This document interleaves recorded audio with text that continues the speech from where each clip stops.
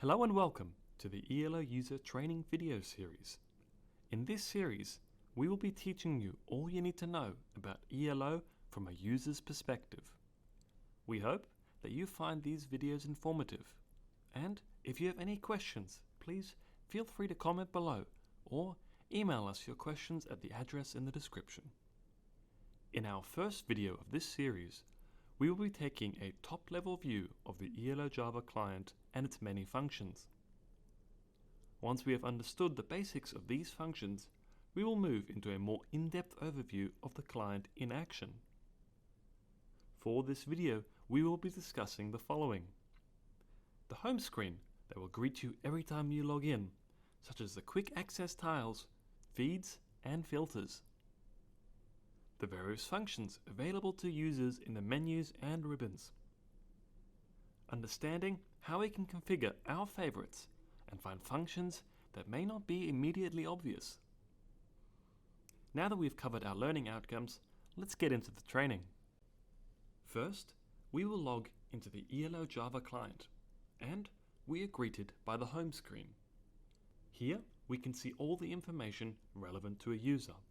In this case, we have logged in as Isaiah Mitchell. In front of us, we will see multiple sections and panels. Up the top, we have the menu ribbon band, which holds the majority of ELO's functions. On the left, we will see the quick access tiles. In the center, the news feeds and messages. On the right, we have our filtering options, and at the bottom, we have 4 tabs. These tabs at the bottom will be your most used tabs, and everything you do in ELO will occur in one of these 4 tabs. As mentioned just before, on the left-hand side we have our quick access tiles. Here, a user, you hopefully, can go directly to a function or jump to a frequently used section in the repository. This means you can return to your work quickly and without the hassle of having to look where you last left off. In the center, we can see all of the messages, feeds, and comments pertaining to a document or featuring Isaiah. If we click on the link mentioning Isaiah, we will be taken to the document and where it is stored. We can go back to the main screen by pressing this grid icon. On the right side, we have our filter options. As the name suggests, we can alter the messages we would see in front of us. We can decide how far we go back, a day, 1 week, or 1 month. And as well, you can filter on who has posted a message, with the option to even select multiple users.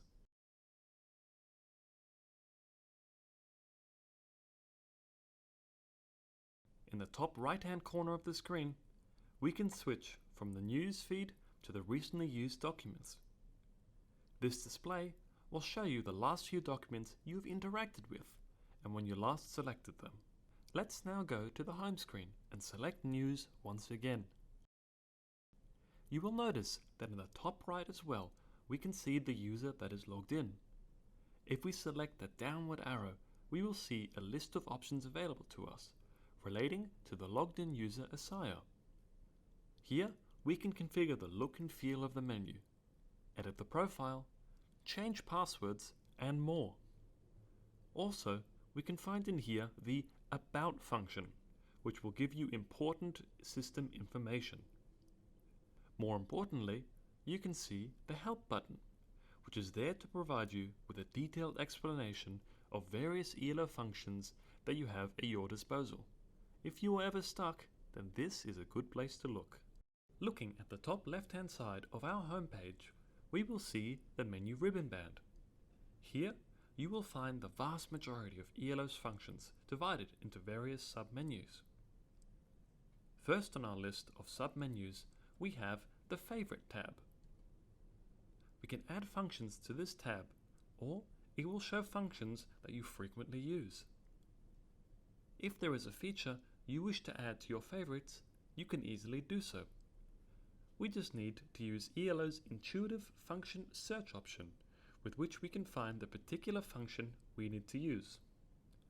Let's see this in action now. Asaya finds that they are regularly needing to send out document links via email. So, we will go to our repository, select a sample document, and search for our desired function. Then, it's just a simple right click and we pin to favorites, which we can now see in the Favorites tab. It's as easy as that.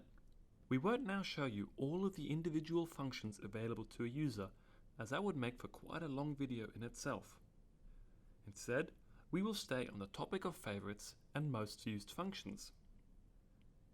By right-clicking on a document, you will find the functions that are most used by ELO users around the world, and where most of your day-to-day activities will revolve around. Depending on your permissions set up for your organization, you may not be able to have all of these options available, but checkout and edit and metadata are the two most used functions in ELO.